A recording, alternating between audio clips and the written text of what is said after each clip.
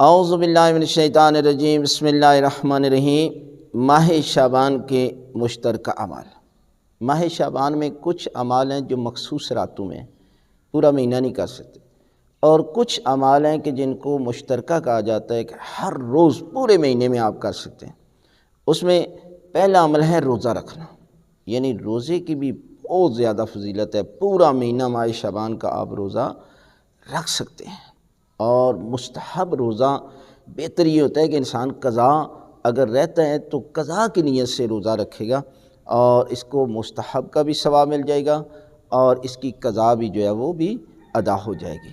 لہذا روزہ رکھیں۔ اس کے بعد ہے استغفار، یعنی انسان ماہ شعبان میں 70 مرتبہ ہر روز استغفار کی تلاوت کرے۔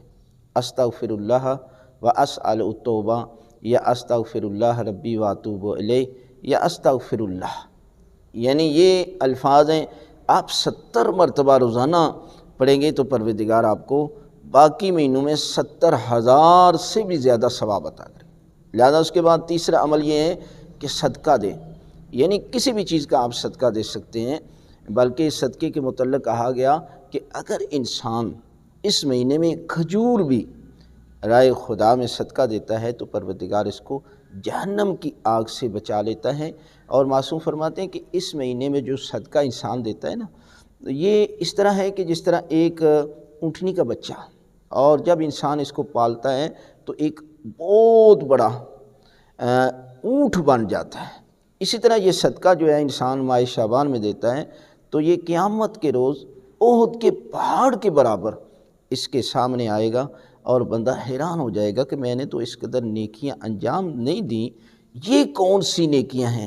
تو اس سے کہا جائے گا کہ یہ ماہ شعبان میں وہ صدقہ ہے کہ جو آپ نے اللہ کی راہ میں دیا، اور پروردگار نے اس کو اس قدر نیکیوں میں تبدیل کر دی۔ لہذا اس کے بعد ہے درود کی، بکثرت سے آپ جو ہے وہ روزانہ بیس پر آپ جو ہے وہ درود پڑھیں، یعنی زیادہ سے زیادہ مراد یہ ہے کہ ایک تسبیح ضرور ماہ شعبان میں درود کی جو ہے وہ آپ پڑھیں۔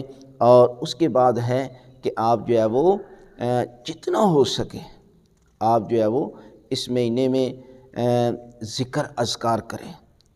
جس بھی تسبیح کا آپ ذکر کریں گے تو پروردگار آپ کو اس کا ثواب جو ہے وہ بہت زیادہ عطا کرے گا۔ لہذا ان اعمال کو ہر روز انجام دیں تو خالق کائنات ماہ شعبان کے صدقے میں آپ کی دعائیں قبول فرمائے گا۔